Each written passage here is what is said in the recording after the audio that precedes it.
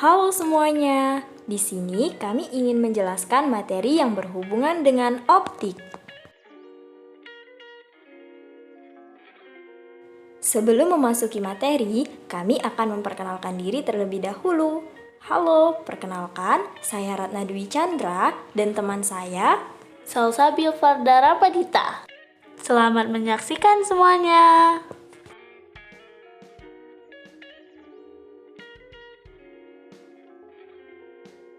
Kalian tahu nggak sih apa itu optik?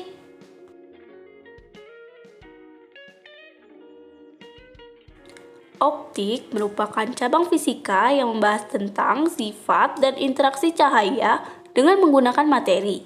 Sifat optik ditandai dengan sifat cahaya tampak, sinar inframerah, dan ultraviolet.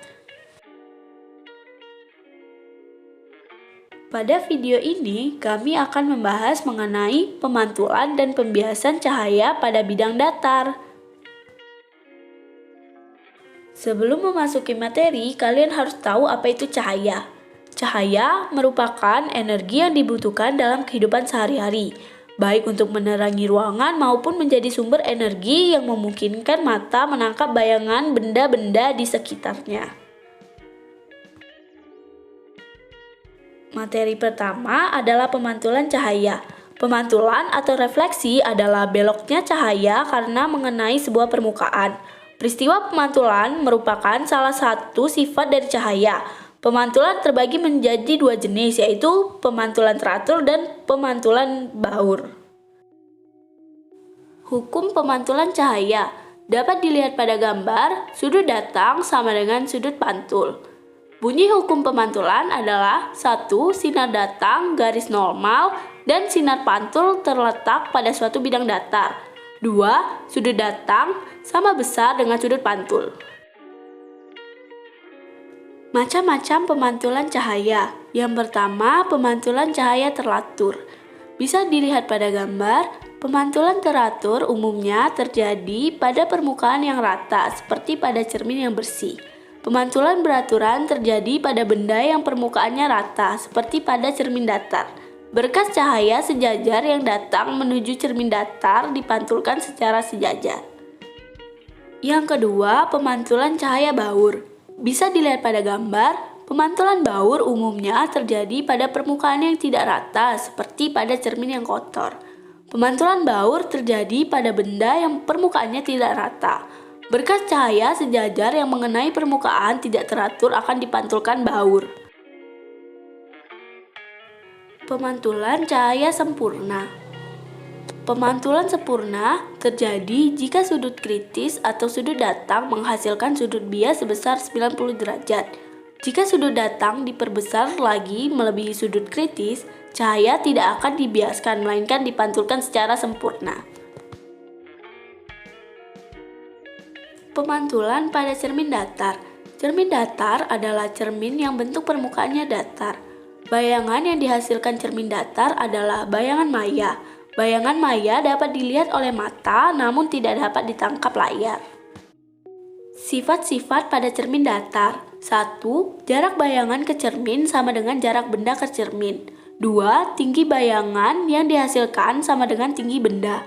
3. Sifat bayangan yang dihasilkan adalah maya, tegak dan sama besar. materi kedua yaitu pembiasan cahaya.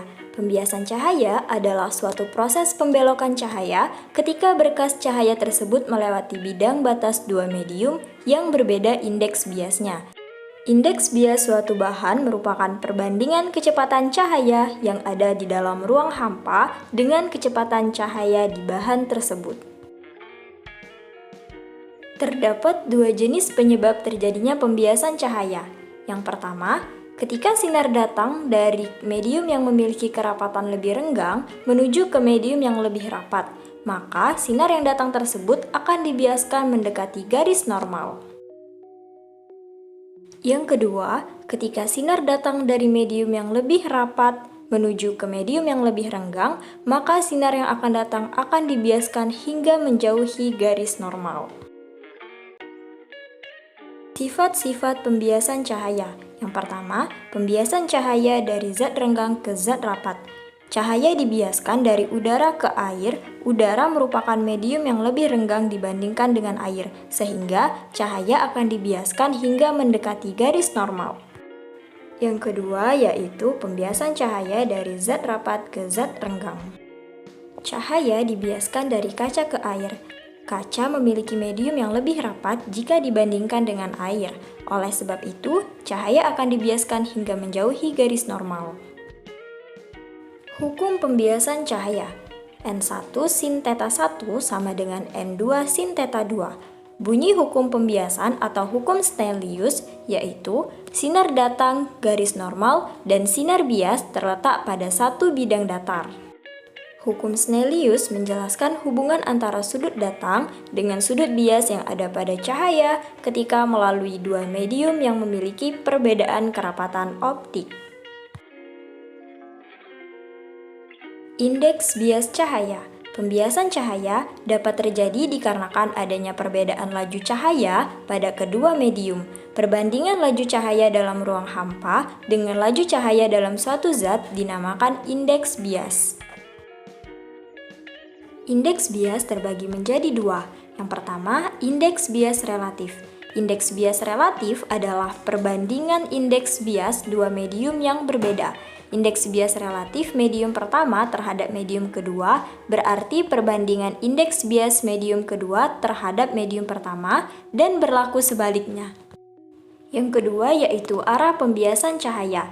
Dapat dilihat pada gambar, terdapat dua arah pembiasan cahaya, yaitu yang pertama mendekati garis normal dan yang kedua menjauhi garis normal.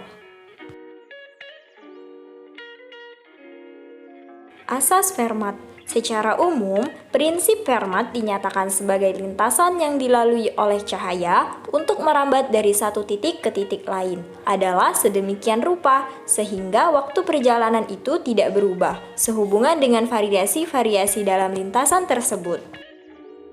Adapun bunyi asas Fermat yaitu cahaya merambat dari suatu titik ke titik yang lain dengan melalui jalan lintasan yang waktunya sangat singkat. Dapat dilihat dari gambar berikut adalah asas Fermat pada pemantulan cahaya dan asas Fermat pada pembiasan cahaya. Pembiasan kaca pada kaca plen paralel. Kaca plen paralel adalah sekeping kaca yang kedua sisi panjangnya dibuat sejajar. Kaca plen paralel dapat digunakan untuk mengamati jalannya sinar yang mengalami pembiasan dan untuk menentukan indeks bias kaca tersebut. Cahaya yang mengenai kaca plen paralel akan mengalami dua pembiasan, yaitu 1. Pada saat sinar memasuki kaca, sinar datang atau I1 dari udara atau medium renggang ke kaca atau medium rapat, maka akan dibiaskan mendekati garis normal. 2. Pada saat sinar keluar dari kaca, yaitu sinar datang dari udara yang mediumnya renggang ke kaca yang mediumnya rapat, maka akan dibiaskan menjauhi garis normal. Pembiasan pada zat cair. Terdapat dua macam. Yang pertama yaitu pembiasan cahaya pada zat cair. Ketika seberkas cahaya melintasi suatu medium tembus pandang ke medium tembus pandang lainnya yang memiliki indeks bias yang berbeda, sebagian cahaya yang datang dipantulkan pada perbatasan, sisanya menembus melalui medium yang baru. Yang kedua yaitu indeks bias zat cair. Suatu sinar melewati dua medium yang berbeda akan terjadi pembiasan.